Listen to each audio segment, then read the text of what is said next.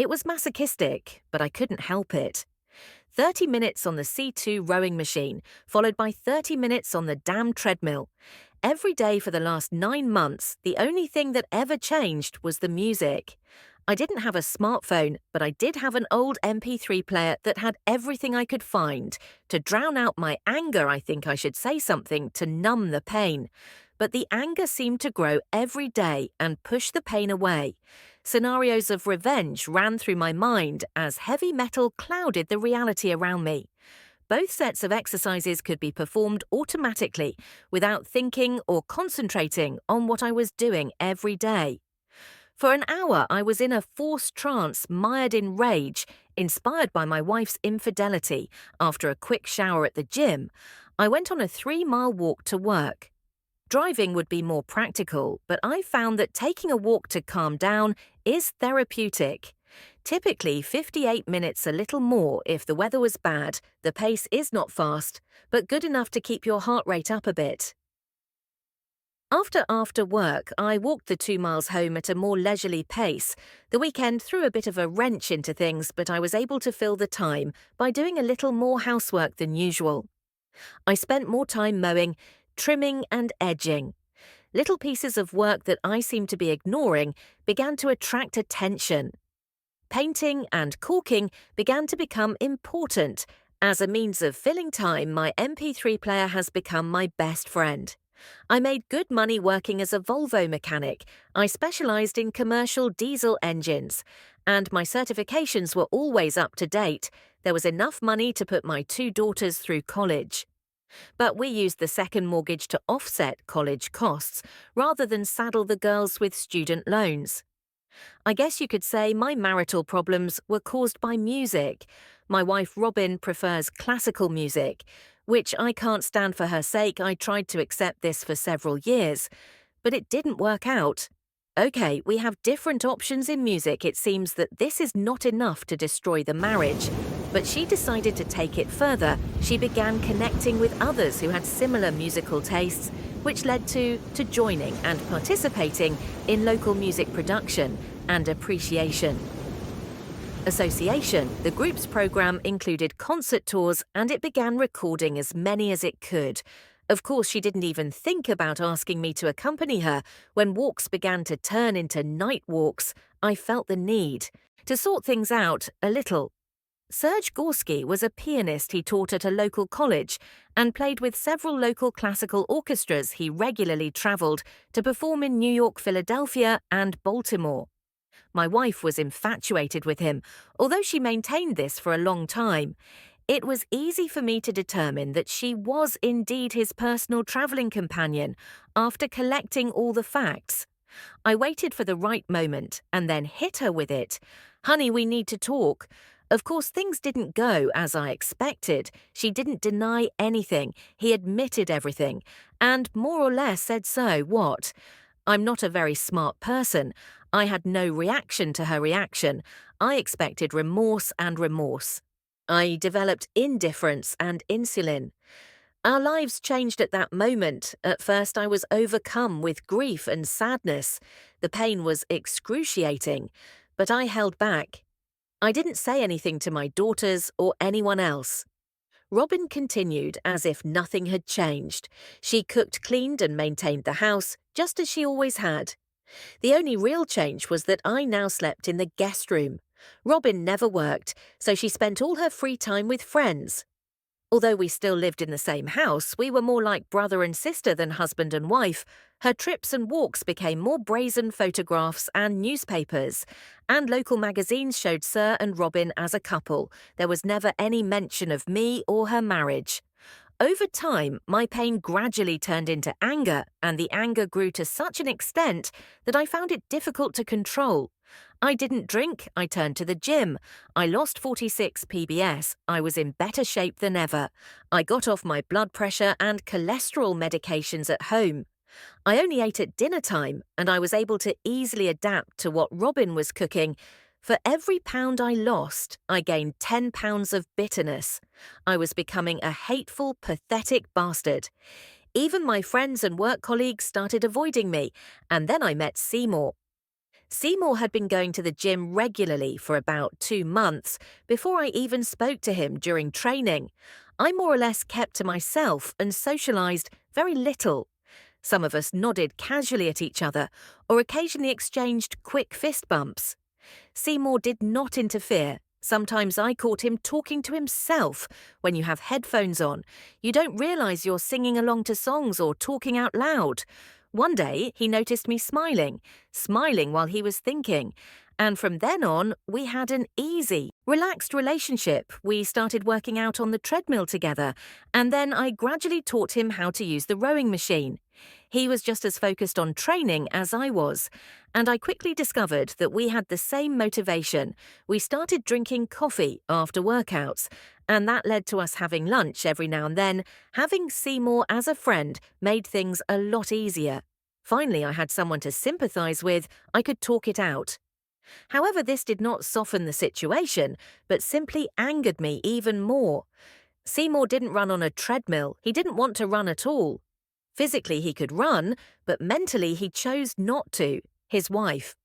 Trisha was an avid triathlete. She got into fitness about 5 years ago, and that's the direction she's taken. She spent as much time as possible cycling, swimming, and running. The worst part was that she wasn't doing it alone. There were marathons and Ironman competitions happening all the time, and she participated in them as much as she could. Of course, Seymour was never invited. Gene Dickens was a world-class Ironman triathlete and was happy to offer his escort services to Trisha. Seymour had no trouble finding that they shared transportation, hotel accommodations, meals and business meetings. He ran into his wife. She told him to deal with it. Things came to a head one evening, after work when Seymour and I were sharing ribs. Robin was in Washington with Serge and Trisha was in Hawaii at Ironman Kona with Gene Dickens. The ribs would have tasted better with cold beer, but we stuck to unsweetened tea, you know. John, we're pathetic idiots. Seymour wasn't laughing. When he said this, he just shook his head and looked a little gloomy. Damn it, Seymour, I'm not a cuckold. Oh, really? What do you call two guys who know their wives are cheating on them and accept it? I paused for a moment, thinking about what he said. I casually called the waitress over. Bring us a pair of long necks. Please, Seymour, I'm not a cuckold. I won't be a cuckold. Prove it, John. We're both pathetic idiots who bury our misery by training until it hurts. Do your daughters know what's going on? When was the last time you talked to them? Does your wife talk to your daughters? Thank God I don't have kids to worry about. I picked up the cold why angling. What would you recommend? Seymour just shrugged and took another rib. I started the weekend. As usual, work in the garden. I had no idea what the timetable was for Robin's return, and I didn't care. I assumed she would stay for the weekend. After a light lunch, I met Seymour at the gym. Trisha won't be back for another 5 days. She told Seymour that triathletes need to do decompression or something like that before airlines will allow them to fly. He knew it was mostly nonsense, but he didn't want to call her about it. We never finished the session. I'm over it, damn it. I just can't and won't do this anymore. Seymour grabbed a towel and headed into the shower. Before I finished rowing, he got dressed and ran out the door. He was right. I knew we had to do something. I spent all day Sunday planning. I would come up with ideas and immediately find a reason to abandon them. The best idea was to just take everything and just disappear. But I felt that would leave me with a big hole. I needed some kind of revenge, but against whom it had to be, all of them. I had to deal with 4 different people. I could never physically harm Robin. It just wasn't in my nature. I was pretty sure Seymour felt the same way about Trisha. However, these 2 guys were a different story. Killing was out of the question. But how could you cause them meaningful pain? Suddenly, everything became clear. I quickly went to the garage and found what I needed. Bullhammer Robin returned home on Sunday evening. Beaming, she unpacked, took a shower and all that, but didn't tell me what she thought about the weekend. I didn't bring this up. After she went to bed, I stayed to watch TV. John, I will not do it. You are crazy. I don't care how bad it is. I'm not going to kill anyone. No, no, Seymour, you're not listening. We're not going to kill anyone. We're just going to slow them down a little bit. It doesn't sound right. I saw this movie Strangers on a train. William Bendix and that other guy turned out to be murderers. What you were suggesting is the same. I will not do it, John. It was Farley Granger, not William Bendix, and we're not going to kill anyone. Why are we going to do this, and what will it accomplish? Fine, Seymour. Why is your wife so attracted to this guy? What does he have that? You don't, that makes her want him. You know damn well what it is. He is a world-class athlete. I can't compete with him.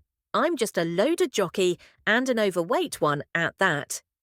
So he is using his status as a world-class athlete to seduce and steal your wife from. Do you think this is fair? No, Seymour, this guy thinks he's so much better than anyone else that he can take and use any woman he wants. This is the ultimate disrespect, and you don't want to hurt him. He drained you, and you're just going to let him get away with it, John. I have no way of resisting him, in fact of the matter. You don't have to. I will do it. And what's the compromise? Well, there is a world-famous virtuoso pianist who may need professional chiropractic care. On his fingers, can you handle this? It depends on situation. Should I use a ball-head hammer? Seymour, use whatever damn thing you want.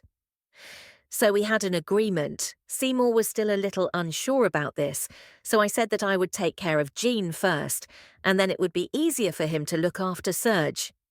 We spent another 2 hours over the ribs, exchanging all the personal information we had with each other. There were many holes in our plan. The problem was that none of us had any idea what we were doing or how to do it. Jin was the biggest challenge because of his physical attributes. I almost decided that I would need some kind of equalizer. Now that there is a new special project in my life, I have completely forgotten about my wife and her lover. I took 10 days leave. I focused on Gene Dickens. It was much more difficult than I expected. He worked as an insurance adjuster from 9 to 5 o'clock, but the rest of the time his days were much more challenging. Sometimes he would ride his bike for hours when he could find the time. He jogged most mornings and spent 3 evenings a week at the local YMCA, swimming until the pool closed on days when it rained. He trained at the local gym, of course. He met with Trisha at his apartment 2 or 3 times a week while I was watching. Jean Seymour was checking on Serge. We met regularly at the gym and worked out, but we didn't discuss how things were going.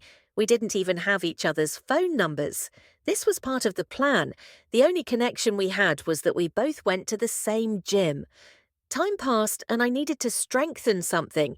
He used different bike routes all the time. He never ran the same route consistently. The best I could come up with was the YMCA. After his swim practice, he parked his car at the back of the building. I spent a lot of time looking for CCTV cameras. I found a few around the front and side of the building, but never seen one in the back. I quietly picked up a stun gun on Craigslist, but wasn't sure if it would work or how to test it. It was a risk I had to take. At least it came with instructions. Feeling a little frisky, I bought a balaclava for $10. We spent about 30 minutes on the treadmill chatting about minor things. When I felt it was time, get serious, Seymour. I think you need to take a 10-day vacation as soon as possible. I don't want to know where you're going, but you need to tell me the dates wherever you go. Use your credit cards a lot. By the time we had finished, another 30 minutes on the concept. C2 rower Seymour was beaming. Now I needed to figure out where I was going to go. It was raining a slow rain. That was enough to get everything wet. It was about 10, and any minute now Gene Dickens would walk through the back door of the YMCA. Gene's Outback was the only car left in the backyard. I checked again, and still couldn't find any CCTV cameras. Just in case I put on a balaclava, he got angry when he saw a flat tire. The stun gun worked exactly as advertised, and within 5 minutes I was on my way home. It didn't make the morning paper, but there was a short story on the evening news about a local man who had been attacked and wounded behind the YMCA the night before efforts are being made to install CCTV. Cameras in the area to prevent further incidents. There is no word on what injuries he received. They had no suspects or motives. I had no idea where Seymour was or when he would return. A ball-head hammer, a stun gun, and a balaclava were thrown into 3 different rubbish bins in the city centre. My boss at work wasn't happy when I told him I was going to Volvo Penta training courses in Orlando for 3 weeks. He could not understand how a course on marine engines would benefit him. I told him I would pay for the course and use more of my ACR vacation time. He still wasn't happy. I left a note in Seymour's locker in the gym saying I would be out of town until the end of June. Robin, I need to go to Orlando for 3 weeks of training. Do you want to come with us, or would you rather stay home and relax? John's summer concert season is in full swing. You know how much I love park events. I'd really rather stay here. You'd be spending most of your time in some class anyway, won't you? Yes, it's a little stuffy there in summer. I understand why you don't want to go. But I felt I had to ask. Thank you, dear. I appreciate the offer. But I'd probably be more comfortable here. Maybe we can consider a short trip later in the summer. Maybe a weekend in New England or something like that. Of course, this conversation went exactly as I expected. Now, for the next stage of the plan, there was no further news about G. Dickens. I left at dawn on Saturday and planned to get to Orlando in 2 days, including a stop at the Tennessee Aquarium in Chattanooga. We must set our priorities clearly. Luckily, the school had long-term rental agreements that included light kitchen supplies. I didn't want to eat out every day. I called Robin and told her I had arrived safely. The hometown newspaper charged $1 a month if you wanted to read the paper online. I took care of this as soon as I got settled. Starting tomorrow, I will carefully check all the news from home, paying special attention to police reports. I really wanted to know if Seymour would keep his part of the agreement. I also wanted to know if he had received any remorse from the police. Regarding the Dickens incident a mile away was the Planet Fitness Club. I need to use my guest privilege card. The first week of my vacation was boring. The second week was interesting, and the third week was great. Of course, I don't mean school preparation. Everything was at the highest level. I read the entire newspaper every day. Looking for something interesting, there was a concert at the site of the Battle of Brandywine, organised by my wife's lover. I'm sure she enjoyed this little walk. Late the next week, a front-page story appeared about a horrific attack on Serge Gorski, a local university professor and director of a symphony orchestra. The police seemed to consider this some sort of professional vendetta, as the only damage he suffered was to both of his arms. Comparisons were made with the recent attack on Jean Dickens, but they really couldn't connect the two events. There were no suspects. At this time, I spent the rest of the evening with a 6-pack of black and tan, trying to figure out where, when, and how Seymour did it. I didn't really want to know, but it was fun to think about. The next morning, one of the administrators at Volvo Penta School notified me that I had received a call from an official from Pennsylvania, confirming that I was indeed attending school and had not missed a single scheduled class. I wouldn't expect anything less. I was curious when my wife would tell me about this. I haven't heard anything from her for several days. In preparation for her phone call, I went out and bought another 6-pack. The call never came. The last week of training was the best we had, half a day of interviews with potential employers. I didn't expect this. Any suggestion would be good for me. My age experience and willingness to move gave me some advantage over most other students. I got the offer I wanted, and the choice was easy on my way home. I decided to make a quick stop to check it out. No follow-up article about any of the mysterious attacks ever appeared in the newspaper. Robin never called again. The Pedo Bay. Marina was actually in Alabama, but you could see Florida across the water. Bill Morgan really wanted to show me his pride and joy. In addition to capital and renovation work, they also had a large multi-level warehouse. There were half a dozen livable boards mixed in at the docks. The crowning glory was a small mobile home at the back of the property that he said I could use for free. I asked him to tell me more about the vault, which he said the snowbirds really liked. After explaining the operation, he jokingly asked me if I had any experience with forklifts. I immediately thought of Seymour arriving home was a little unpleasant. My loving wife quickly hugged me and kissed me on the cheek. I made several attempts to make some light conversation, but Robin never responded with anything more than light chatter. She didn't mention Serge at all. I didn't insist, but smiled to myself. I showered, changed, and we enjoyed a light meal. I was gone for 25 days, and it seemed like I had never left in the morning. I was looking forward to a good workout at the gym.